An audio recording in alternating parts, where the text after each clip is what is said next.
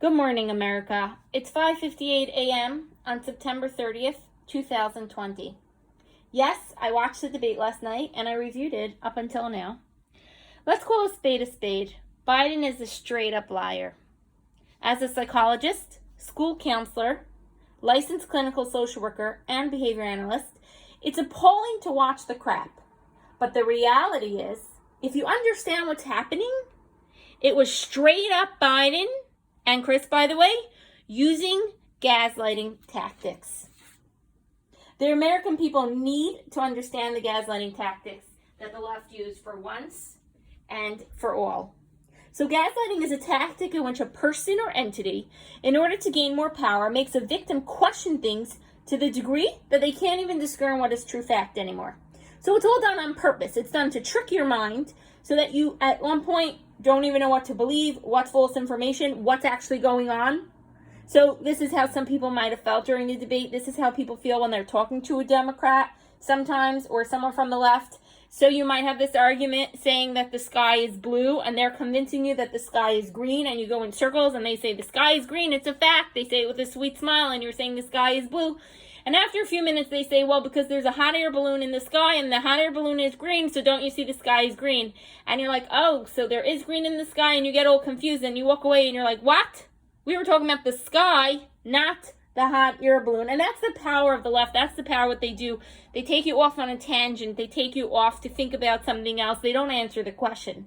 But it sounds like they do because they talk about the right words, but they switch things around. They cut and paste. So it's their gaslighting to confuse and abuse the minds of the people. And the main idea to remember is that gaslighting is a lot of small details making up a fuller picture. So people are so confused by the end of a whole debate, and they're like, what happened during this debate, right? But as a psychologist, if we want to break down every single line, and my hope is that after you watch these few videos, you're going to be able to go back to the debate and look at it in a very different light, and look at every line and say, hey, what gaslighting tactic is being used now? Because when I'm looking at every line as an observer, analyzing it, what I see is something very profound. I see that Trump won every single line. We're not going to be able to go through line by line, even though that's what I did from after the debate till now, because it's just going to take too long. But we're going to go through a lot of the lines. And what happens is that they gaslight Trump, and he sticks in a response. They gaslight him again, and he sticks in a response. They're doing this for 4 years now through the media and the left, and they want us to think a certain way. But understanding the gaslighting is actually going to empower us. So there's basically 20 different kinds of gaslighting that I talk about. And I'm going to go through them really quickly here, but in other videos I go through them more at length. It's when the left cut and paste parts of stories. They leave out context. They leave out a timeline. They engage in hypocrisy. They copycat when they think something's good. They switch the agenda to fit what they think you want to hear in the moment. They use distraction. They give you the wrong impression. They take you off on a tangent. And many times they just say blatant, complete lies. Then they think they went too far, so they quickly throw you a bone, and they create items for talking points. In addition, they turn good to bad. They instill fear in the American people. They promote hopelessness, which is exactly what abusers do. Like, you will need me or else. And fear, you don't want to be part of something that's going to be scary, so come to me. They twist blame. They engage in theoretical, so you can't really debate it because it never happened. They leave out important facts.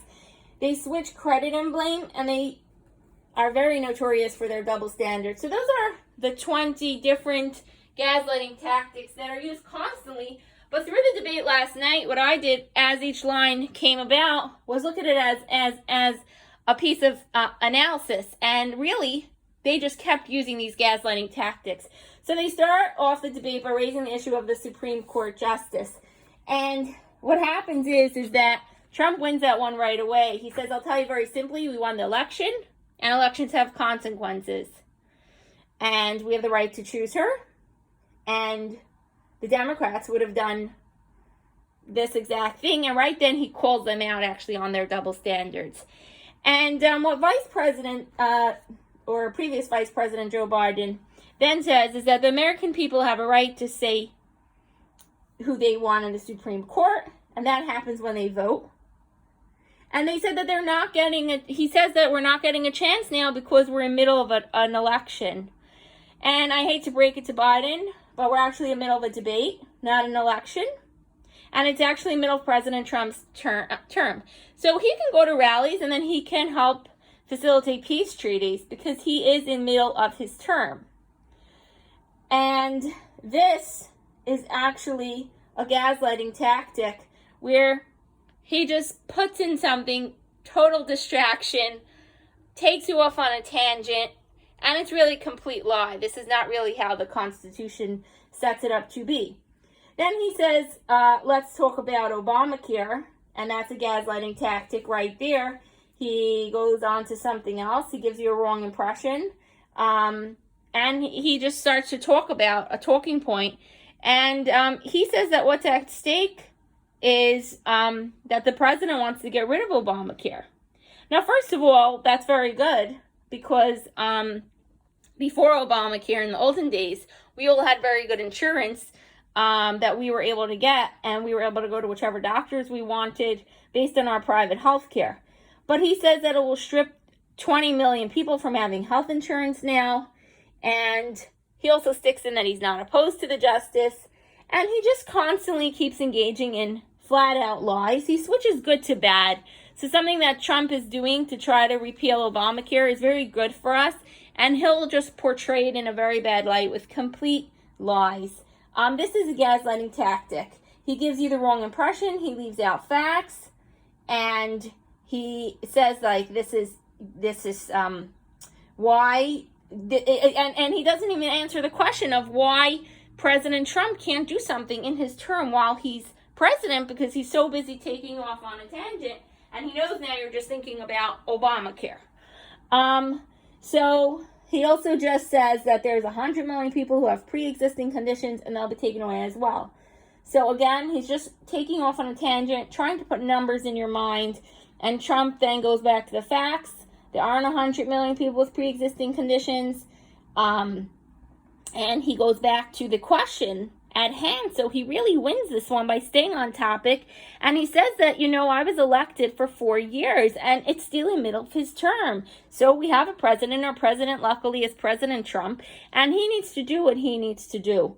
And Trump then calls him out further and says that his plan is going to extinguish 100 million people with their private health care that they're actually happy with. And Joe Biden's answer is just, that's simply not true. So, first of all, a couple things here. First of all, just using the tactic of switching to what you think the people want, like switching your agenda 100 times, is not really going to work for the people. If you have your policies on your website, if you tweet about them, we can read back to the tweets. We know what you stand for, and then you say whatever you want on the stage. You say whatever you want, depending on what crowd you're at. That's not going to work.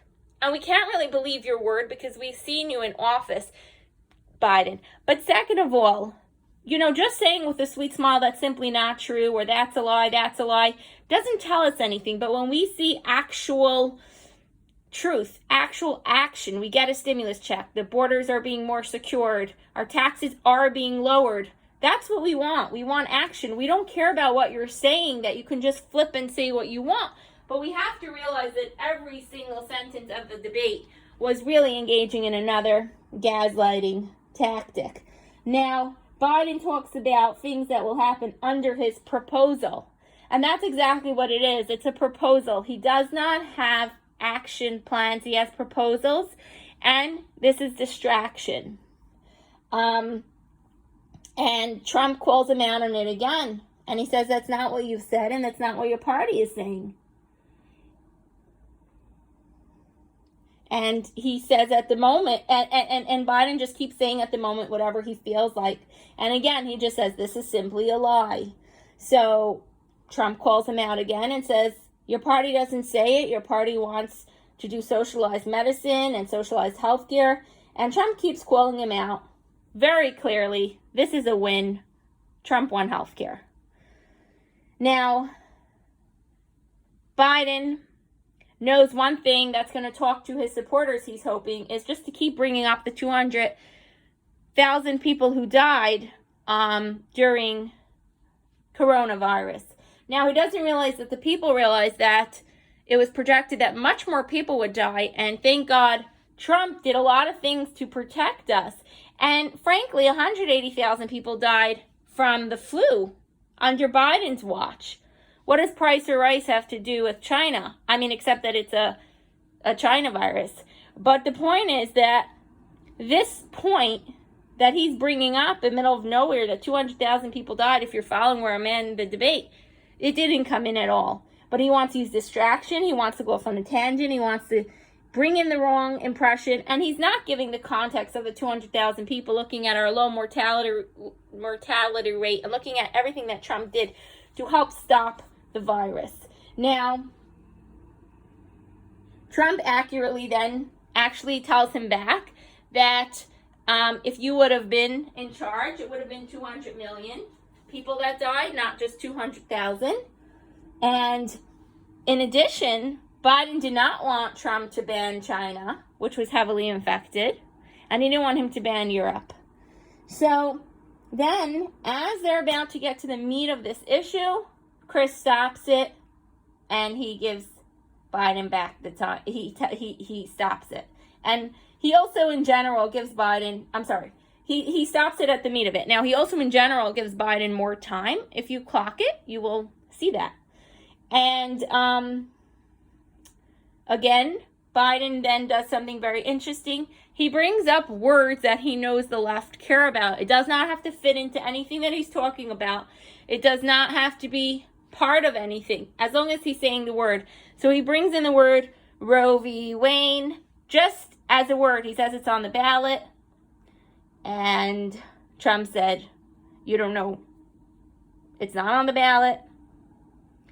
And he just brings up things to create talking points, which is a gaslighting tactic. He just wants to say any word, so he knows 200,000 deaths, will talk to them. Any words that will talk to the left, he just sticks in the middle of nowhere. They don't have to fit in, if you're following. So the reason the debate was so choppy was because Biden kept bringing in points that had nothing to do with what was going on. Trump just kept sticking in facts, and he just kept saying not true and just making things up on the spot. Now, Chris then says to President Trump that over the last 4 years, he's promised to repeal and replace Obamacare, but he has never in these 4 years come up with a plan, a comprehensive plan. Chris, are you the opponent or the moderator? Why don't you ask, what's your plan? Of course, Trump put a plan into place, more than other presidents, but there are some things that Pelosi and some certain people don't allow to pass, so there's only a certain amount that he can go, but he's still done much more.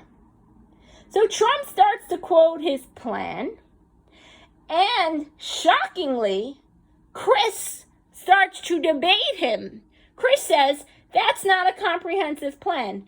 Now, that is a debate. The moderator just became the debater at that point. Maybe earlier, but at that point, when he said back to Trump, when Trump was laying out his plan for healthcare, and he said that's not a plan, that's not a comprehensive plan, then he took himself out the role from moderator. So that was like an unbelievable point in the night. Now, I don't know who caught what happened next, but it actually was brilliant. Trump says, you can ask Joe. The individual mandate was the most unpopular aspect of Obamacare. What Trump was really doing, he was trying to shift the power back to the debate between him and Joe. But Wallace did not take the cue, and he continues to do his Mr. President interruptions. You see this, folks, right here? This is to confuse your mind. This is exactly what gaslighting is.